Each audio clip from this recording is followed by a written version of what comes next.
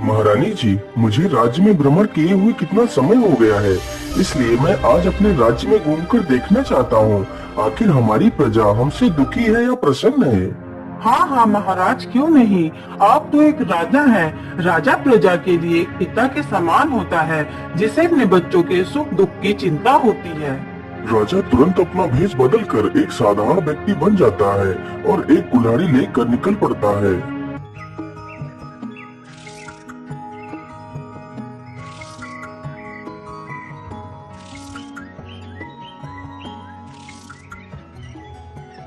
राजा चलते चलते काफी दूर निकल जाता है तो देखता है दो व्यक्ति आपस में बहस कर रहे हैं।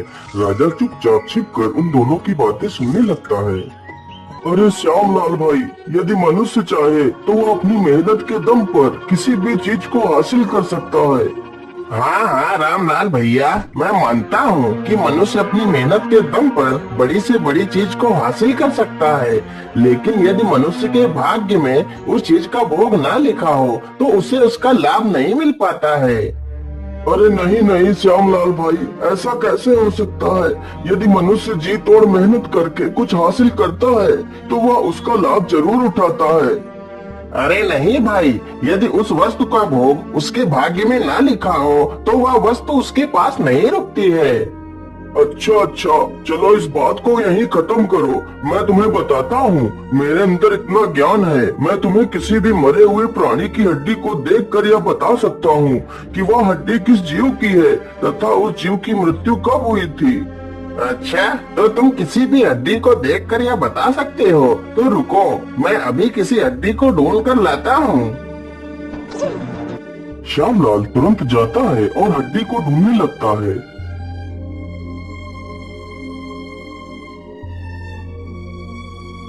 अरे मिल जा, कोई हड्डी तो मिल जा।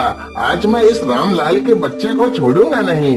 लेकिन यहाँ पर तो कोई भी हड्डी दिख नहीं रही है। क्या करूं? कहाँ से लाऊं हड्डी? अरे वो रही हड्डी।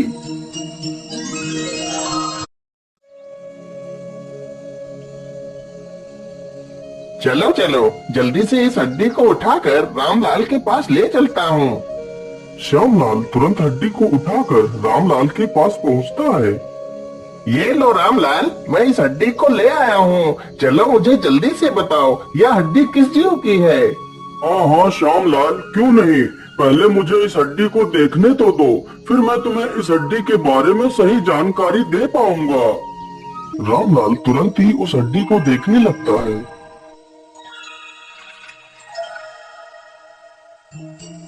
किसकी हो सकती है ये हड्डी? सुनो श्यामलाल भाई, यह हड्डी एक हिरन की है जिसकी मृत्यु 6 वर्ष पहले हो गई थी। रामलाल की यह बात सुनकर श्यामलाल चौंक जाता है। अरे ये कैसे हो सकता है? तुम इस हिरन के बारे में कैसे बता सकते हो? लेकिन मैं ये कैसे मान लूं कि यह हड्डी हिरन की ही है? इसका कोई प्रमाण है तुम्हारे पास? अरे श्यामलाल भाई, मैं खुद इस बात का प्रमाण लेता हूँ कि यह हड्डी एक हिरन की ही थी। यदि ऐसी बात है तो मेरे अंदर भी एक अनोखा ज्ञान है। अच्छा, तो बताओ जरा, तुम्हारे अंदर ऐसा क्या ज्ञान है? तो फिर सुनो, मेरे अंदर यह ज्ञान है कि मैं किसी भी व्यक्ति के पैरों के निशान को देखकर ये बता सकता हूँ कि वह व्यक्ति कौन था तथा उसके अंदर क्या गुण हैं। अच्छा, तो फिर बताओ, यह पदचिन्ह किसके हैं और उस व्यक्ति के अंदर क्या क्या गुण हैं? मेरी विद्या के हिसाब से यह पदचिन्ह किसी साधारण व्यक्ति के नहीं है।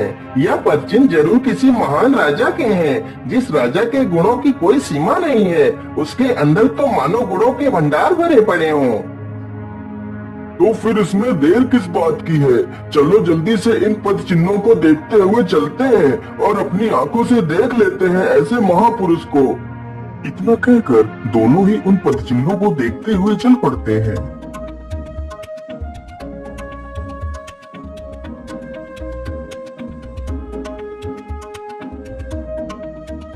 अरे श्यामलाल भाई, यह पद चिन्ह तो यहीं तक बने हुए हैं और आसपास तो कोई दिखाई भी नहीं दे रहा है।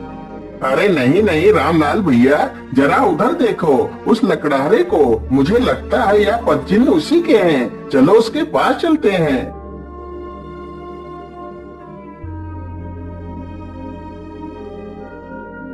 अरे ओ लकड़हारे, क्या तुमने यहाँ से किसी को जाते हुए देखा है? अरे नहीं नहीं भैया, मैं तो यहाँ सुबह से लकड़ियाँ काट रहा हूँ, लेकिन यहाँ से तो कोई नहीं गुजरा है। अरे ओ लकड़हारे भैया, क्या तुम मुझे बता सकते हो या पैरों के निशान आपके हैं? हाँ हाँ भैया, यह पद चिन्ह तो मेरे ही हैं। सुन लिया ना श्यामलाल भैया, यह पैरों के निशान तो इस लकड़हारे के हैं, लेकिन आप तो कह रहे थे कि यह पैरों के निशान किसी महान राजा के हैं। हाँ हाँ रामलाल, मैं भी यही सोच रहा हूँ। आखिर मेरे द्वारा पढ़ा गया ज्ञान गलत कैसे हो सकता है? अरे ओ लकड़हारे भैया, तुम यह काम कब से कर रहे हो? भैया जी, यह तो मेरा पुश्तैनी काम है। हमारे बाप दादा भी लकड़ियाँ काटते थे और मैं भी इसी काम को कर रहा हूँ। लेकिन भैया, तुम्हें इतनी कड़कती धूप में लकड़ियाँ काटना बेकार नहीं लगता? तुम्हें कष्ट नहीं होता? क्या बताऊं भैया, मैं इस कार्य को बचपन से ही कर रहा हूँ, इसलिए मुझे इस कार्य से कोई परेशानी नहीं होती। अरे नहीं नहीं, मेरे द्वारा प्राप्त किया गया ज्ञान झूठा नहीं हो सकता। चलो मेरे साथ हमारे राज्य के राजा के पास, हम उनके पैरों में देखते हैं क्या यह सारी रेखाएं राजा के पैर में है या नहीं है।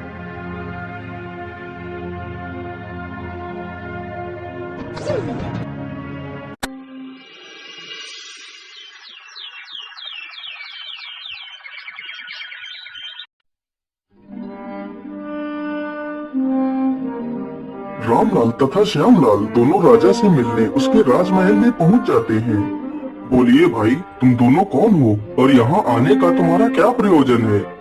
महाराज, हम दोनों मित्र हैं और हम आपके राज्य में ही रहते हैं। महाराज, मेरा नाम श्यामलाल है और मैंने ज्योतिषी विद्या पढ़ी है। उसी विद्या के अनुसार आज मैंने एक व्यक्ति के पद चिन्हों को देखकर उस व्यक्ति के बारे में तथा उसके गुणों के बारे में बता रहा था, लेकिन मेरा मित्र मेरी बात पर यकीन नहीं कर रहा है। इसलिए मैं आपसे निवेदन करता हूँ कि आप अपने पैरों के तलवे मुझे दिखा दीजिए। मैं आपके तलवों की रेखाएं पढ़ना चाहता हूँ। ठीक है श्यामलाल, तुम मेरे तलवों को देख सकते हो। राजा ने जैसे ही अपने तलवों को दिखाया तो राजा के तलवों में वो सारी रेखाएं बनी थी जो एक राजा के गुणों को दर्शाती हैं। यह सब देखकर श्यामलाल बहुत खुश हो जाता है। अरे देखो देखो रामलाल, ये वही सारी रेखाएं हैं जिनको मैंने पढ़ा हुआ है। इसका मतलब मेरी विद्या झूठी नहीं है। हाँ हाँ श्यामलाल, लेकिन मैं यह कैसे मान लूं कि वह पद चिन्ह भी किसी राजा के ही थे? अरे रामलाल, श्यामलाल ठीक कह रहे हैं, वह पद चिन्ह मेरे ही थे। जिस लकड़हारे से तुम दोनों मिले थे वह कोई और नहीं बल्कि मैं ही था।